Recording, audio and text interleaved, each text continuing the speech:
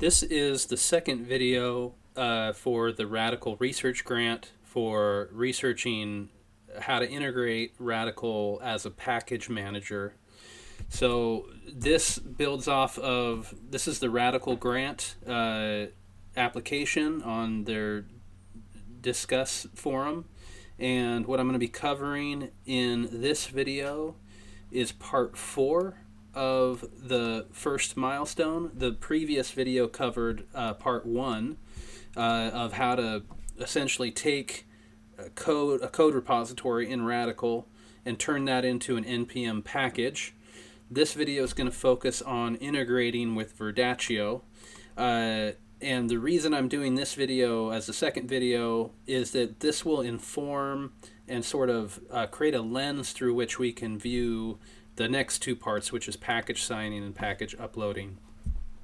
And so if you haven't watched the first video, go watch that. That is available here in this gist, as well as a pull request that I'm submitting to the Radicle Grant repository. But you can find this gist at gist.github.com under my username, Chris Troutner, and the title is Radicle Package Releases Research Notes, and there's a link here to the first YouTube video. So this video is going to build on top of that video. So let me cover a couple high-level topics first before I get into the meat of this. First of all, why skip to part 4? It's useful to know the workflows that work from the ones that don't work. So that's a lot of what this video is going to be about, is showing my research, showing the things that I looked into that clearly did not work, and then looking at the couple things that did work. And this, what works and does not work, is a good lens to shape the discussion around further research and discussions around package signing and security. It's good to know, like, firmly what is theoretical and what is pragmatic, and I think that having that as a foundation can shape and make these discussions more advantageous and more beneficial. So first of all, what is Verdaccio? For people who don't know what that is, it's an NPM proxy. So NPM is this package management registry. So as a JavaScript developer, a lot of what JavaScript developers do is they build on top of other packages, and you get to a certain level of proficiency and you start generating packages, and you upload those packages to NPM. And it's a central repository, just like you start with GitHub, and that's a central repository for code, which Radicle's done a great job of decentralizing that workflow. And so that's why we're doing this research, is to see, like, how could we get away from a centralized package repository like NPM? What steps would be involved for Radicle to make that step? So what Verdaccio does is it's a mirror. It mirrors the NPM packages locally. So that's the biggest way it's used. So particularly in enterprise situations, I've worked for software companies where they set up a Verdaccio mirror, and because there are days where NPM goes down. There have been days when GitHub goes down. Even the best of them go down. And when that happens, that means, like in this one software company that I worked at that I'm thinking of, like, the one or two times that happened, like, the entire company can't do anything. Like, the programmers just can't get their packages, so we literally can't work.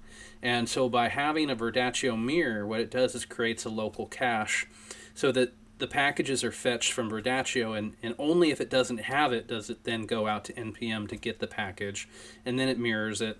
And so once they set up their Verdaccio mirror, on those days that NPM went down, it wasn't a big deal. Everybody was able to keep working because 99% of the packages, the dependencies that the developers needed, were already being hosted in the Verdaccio mirror, so there wasn't any need to actually go to NPM for a lot of that stuff. So a lot of the developers, the vast majority of developers, were able to keep working.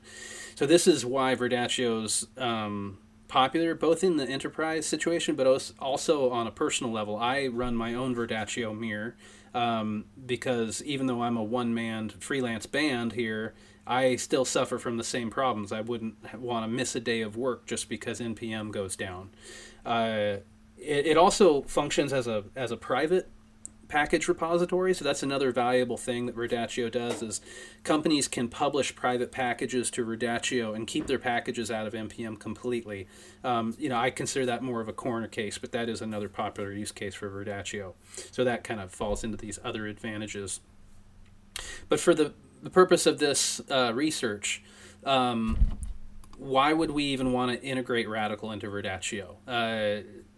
And I believe firmly that the best UX is no UX, or no changes to the UX. So if Radicle can successfully integrate with Verdaccio, what it does is it allows users to opt in to the use of Radicle, a decentralized code repository and potentially package manager, without changing their workflows at all. So if Radicle can integrate with Verdaccio, then the end user, the developer who's actually just trying to install code and get these packages, they haven't had to change a single thing about the workflow. They don't even need to be aware that they're using Radicle under the hood.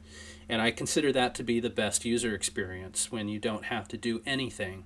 And really just like a single DevOps guy can just kind of just tweak a setting, and now everyone is using Radicle when they can, and they're falling back to centralized platforms when they can't. And so I consider that to be the best user experience. So as I mentioned, this is the biggest advantage in enterprise settings, but not completely. And also, if we're not talking about an enterprise setting, there are more options to the lone developer who is willing to be a little more flexible, and we'll cover some of those in this presentation. So let me show what Verdaccio is and how you set it up. So this is a Ubuntu VM that I have set up for the purpose of demonstration. It's running Node version 16 and NPM version 9. And so setting up Verdaccio is pretty simple. It's just a couple commands. NPM install G for global Verdaccio. And that's all there is to installing and setting up Verdaccio. So you'll now have a proxy mirror, but then you need to run it, and I'll show that next on how to run Verdaccio with PM2 or process. PM2 is also called process manager, or it's a process manager, the second version. So I'm going to globally install PM2 as well, and that's what's going to actually run Verdaccio.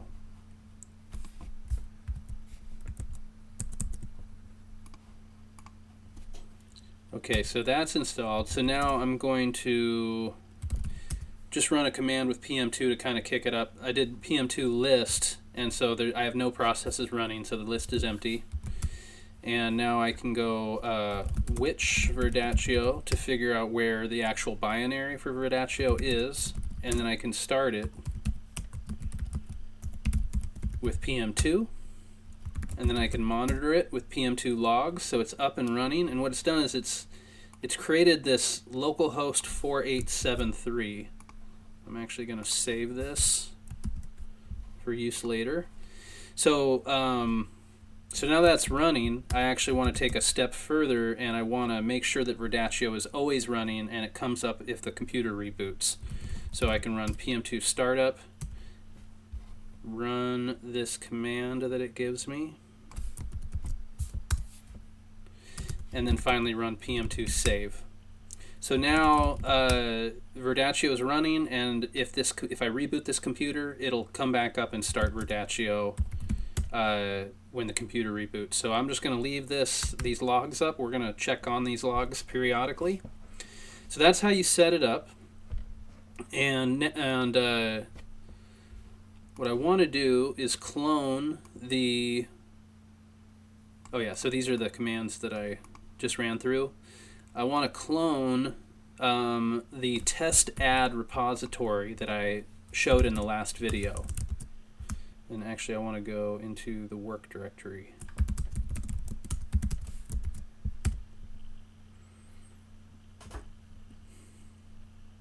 So this is reaching out to a Radicle seed node, Pine specifically, and downloading the Git repository. And I'm just going to rename this from its URN to its original repo address, which is test add. And again, if we look at the package.json file, what it's doing is it's downloading that add library that I have on the Git repo on the Radicle seed node, and it's just exercising that add library. So if this seems weird to you, go check out the first video. I cover it in that. And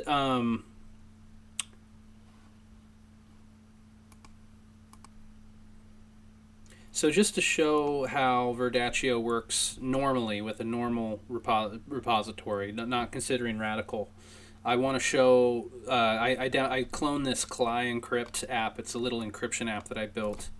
If we look at the dependencies, okay, so it's got these dependencies and it's got these dev dependencies, and these are all NPM packages.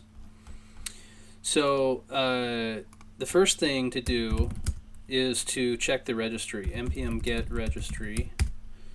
So by default, it's going to use the NPM registry, and I want to switch that registry to use Verdaccio, which is running on port 5873 localhost.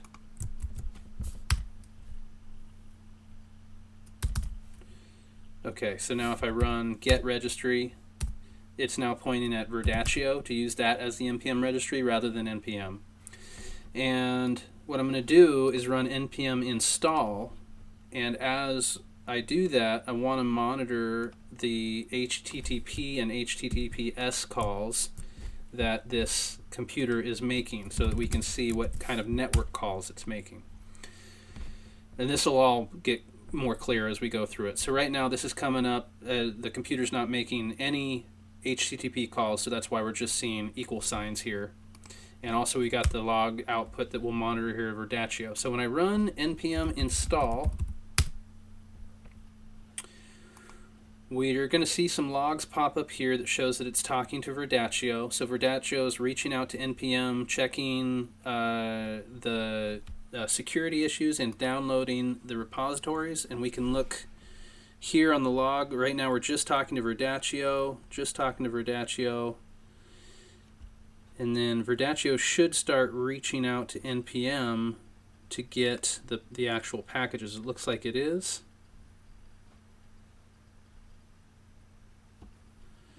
So just a whole bunch of calls here to Verdaccio.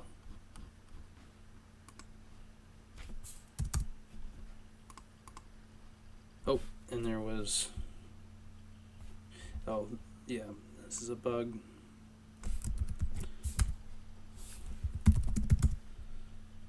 So it didn't actually install all the dependencies. It ran into this issue, which I'm fixing right now.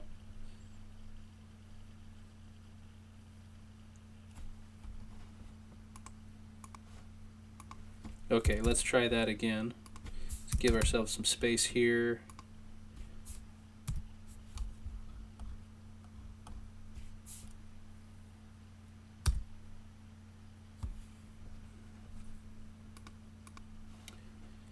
Okay, so we can see that the network calls have stopped. I restarted Verdaccio. We're monitoring the logs. Let's give this another try. So there, we can see it's reaching out to Verdaccio. We should start to see network calls coming through.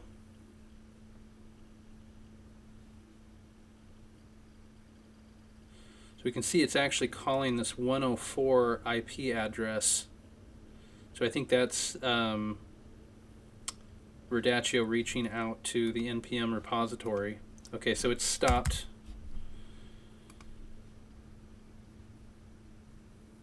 And I'm just waiting for these network calls to slow down.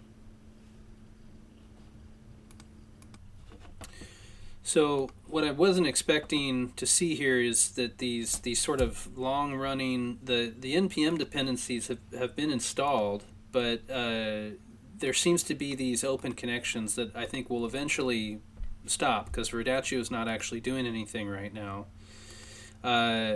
So what I wanted to show, though, is, let me clear this. So I just erased those node modules, and you can see that the Verdaccio logs have stopped, even though there's still some IP connections that are left open. But if I that's the test add. So I deleted the node modules. If I reinstall the dependencies, what you'll see is bytes like a number and then a /0. Yeah, so that means like it didn't actually download anything from NPM because it already has those packages cached. So it's not actually making any calls to NPM, although there are these sort of long-running connections that are not being closed very fast. I think they will close eventually. But that's basically what Verdaccio does. Is it proxies it mirrors the packages locally. So after it gets them the first time from NPM, it holds them locally. So that's the idea behind Verdaccio. That's how it works. Okay. So let's get back to the presentation.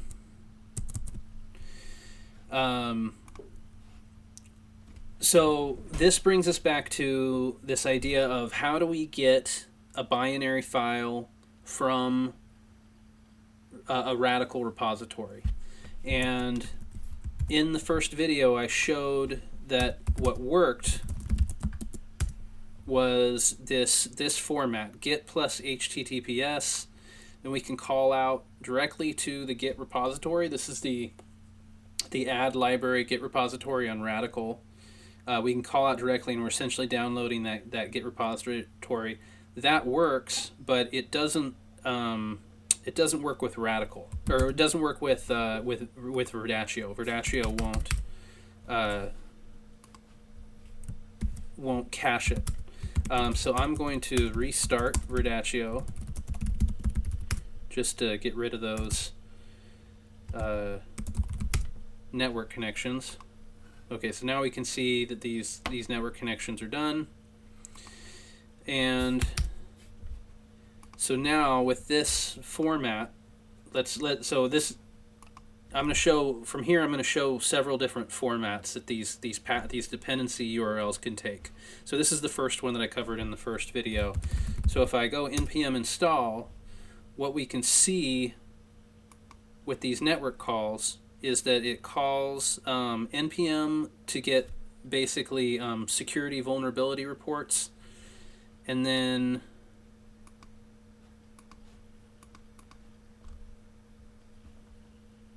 it's calling this Git Remote. So it's actually reaching out to the seed node directly after it checks NPM for a security vulnerability report.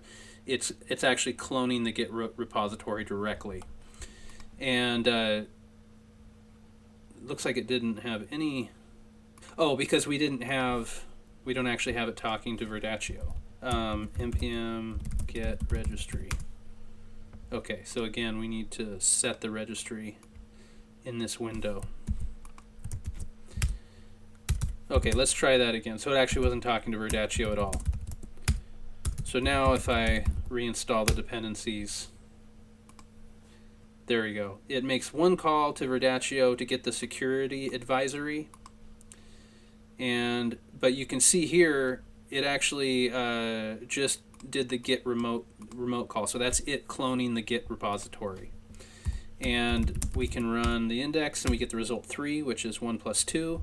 So let me just do that again. Delete the node modules and reinstall them. And again, we can see just a quick call to Verdaccio to get the security advisory. But then it's making the same network call to clone the Git repository. So there's no caching going on. So Verdaccio isn't really helping us in this scenario. So this is the point I'm trying to show, is using this format, it does work to get a package from a Radicle repository, but it does not work with Verdaccio to cache it. So every time, if this seed node goes down, then it'll fail trying to install dependencies. And so there's a fragility aspect there that is undesirable.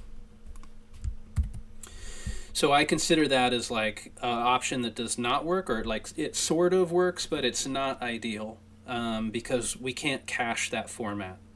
I went to the clients channel in Discord and I asked them about what are some alternative ways that we could retrieve just a single file from a repository. And there was this Git Archive argument that Cloud had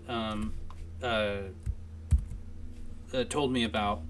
And so I just want to briefly touch on this because this is another thing that didn't work. And shoot, I had it in one of these.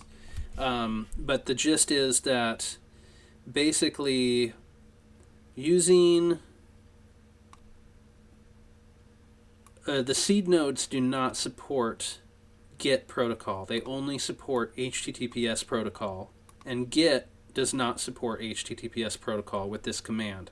So by running it in this format with the Git protocol, you get a timeout error because the Git protocol is not supported by the seed node. And if you run it like this, you get a different type of failure. It says operation not supported by protocol because Git, the application, does not support the remote call with HTTPS. So something has to give. Either in order to use this method to retrieve a single file from a repository, either Git needs to support the HTTPS protocol, or the Radicle seed nodes need to be modified to support the Git protocol. So either one of those things, if we got some give, this would work. But as of now, using this archive or this remote or this archive command with a remote flag does not work. So those are two things I tried that do not work. So now let's get on to the things that do work.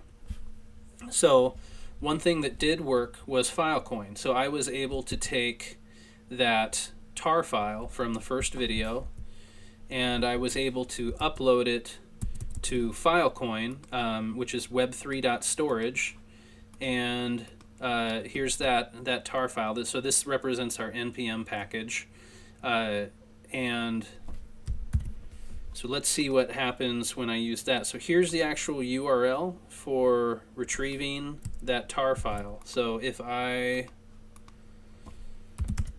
go into the work directory, so if I go wget and then paste that URL, it will download the file. So there's the add tar file. So this is the actual NPM package.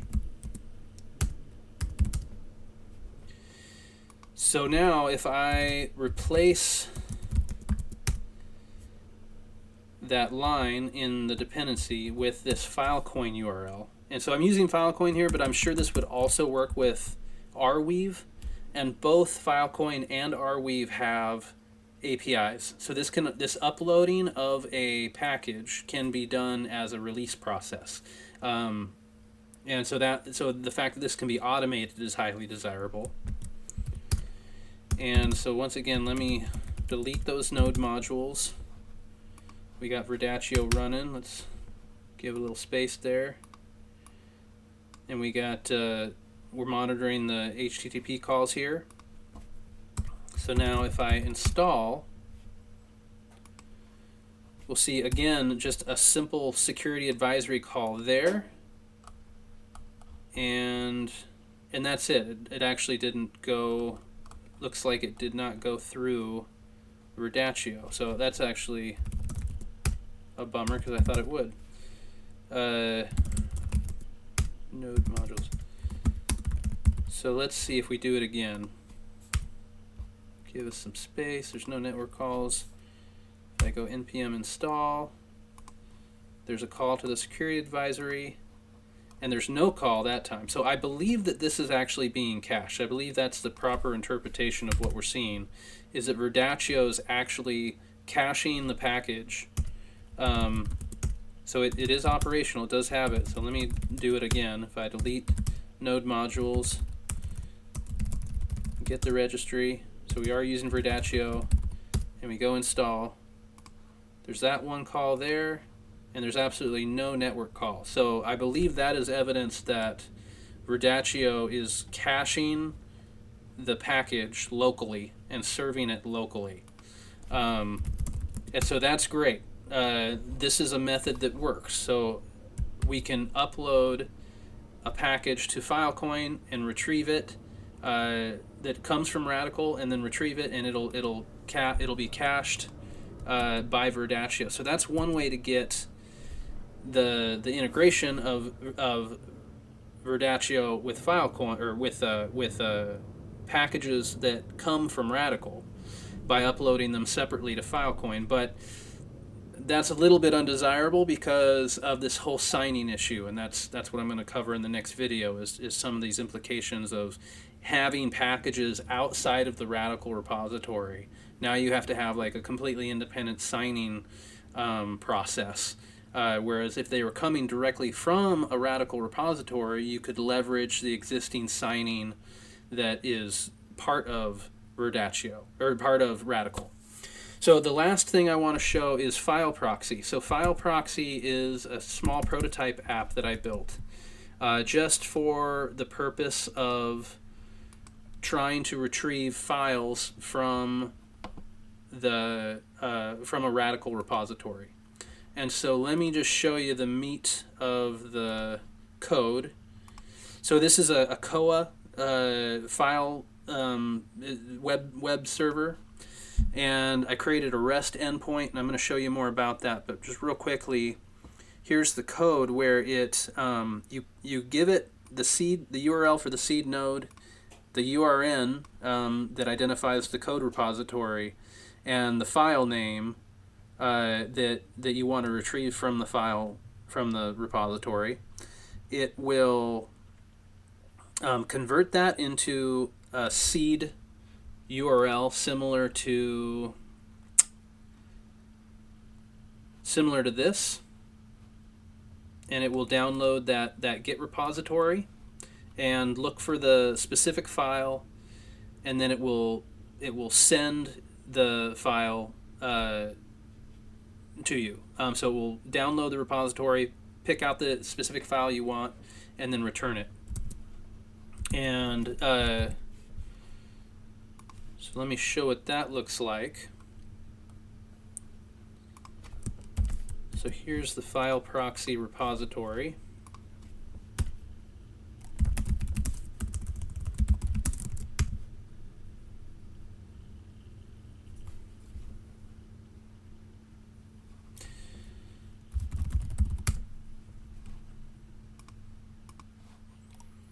Okay, so I've installed the dependencies for this file proxy, and I've started it with npm start. Again, it's a web server, so it's running on port 5020. And so to request that add file from it, this is the shape that the URL takes. It's calling localhost 5020, the files endpoint. It's saying get the repository from Pine seed node. This is the URN that identifies the repository, and then within that repository I want that tar gunzip file. And so if we go over to the test add library, and I'm going to remove the package lock file, I'm going to remove the node modules, and I'm going to update this package JSON to use this new URL. So before it was Filecoin, now it's going to call the File Proxy app to get the add library. So now let's look at, this is the output of the File Proxy in this tab. Here we're monitoring the HTTP calls. In this tab we're monitoring Verdaccio. So now if we run npm install,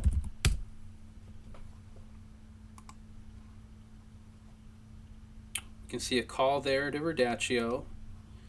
We can see a Git Remote command. So this is the File Proxy actually downloading the Git repository. And we can see here that it got the it interpreted the input commands correctly, got the repository, and returned the desired file. Verdaccio just made those couple calls because it wasn't actually reaching out to NPM except to get the security advisory. And they did install. We can run the program. So let's try that again and see what happens if we remove the node modules and we reinstall our packages.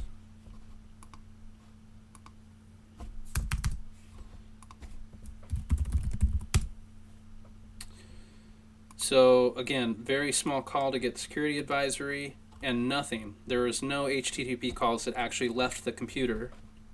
So that indicates that, and there was no additional call to file proxy. Verdaccio had the package cached, so it served it. It didn't even need to talk to our local file proxy app, so that reduced it from needing to download the repository multiple times. So that's good. That's efficient. And yeah, so Verdaccio just had the package cached and served it, and so that indicates that Verdaccio is integrated with this file proxy. File proxy is getting the package directly from a Radicle seed node, so the user identity and signing that goes into Radicle seed nodes, essentially that security transfers to this process. So for better or worse, I think that's a really good starting point. If we can get these files directly from a Radicle seed node, we can leverage the signing and security that's already been implemented in Radicle. And this is that's a different scenario than, say, uploading the package to Filecoin and getting it from there, which has a different security model.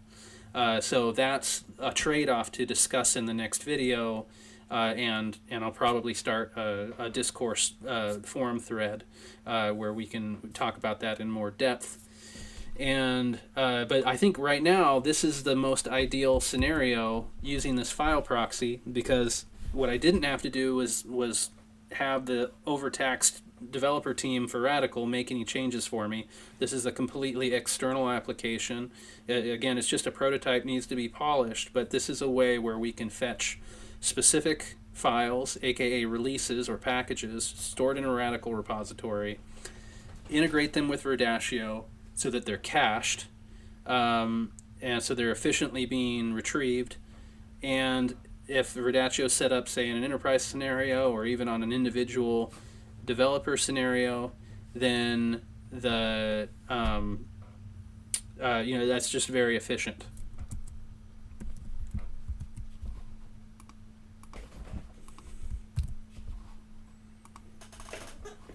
So yeah, I already covered this about file proxy. So the conclusions of this video. So without any modifications to Radicle, we have two options for integrating with Verdaccio. The Filecoin Arweave by uploading a file to those blockchains and then retrieving them, or using the file proxy. With modifications, we have more options. The Radicle seed nodes could be modified to support that Git Archive -- remote option. That's one modification that could give us another option. Another option would just be to make standard HTTPS calls to a seed node and get the file directly. But if those two modifications aren't in place, we have file proxy, which can do the same job. And so really this video is, the purpose of it, one purpose was to show what's possible and what's not possible currently, and then the second purpose is shaping the conversation around what's possible versus what's prudent. How this knowledge of different ways to achieve integration with Verdaccio, what that implies for the security model. And so the next research will look into package signing through this lens of the strategies presented in this video.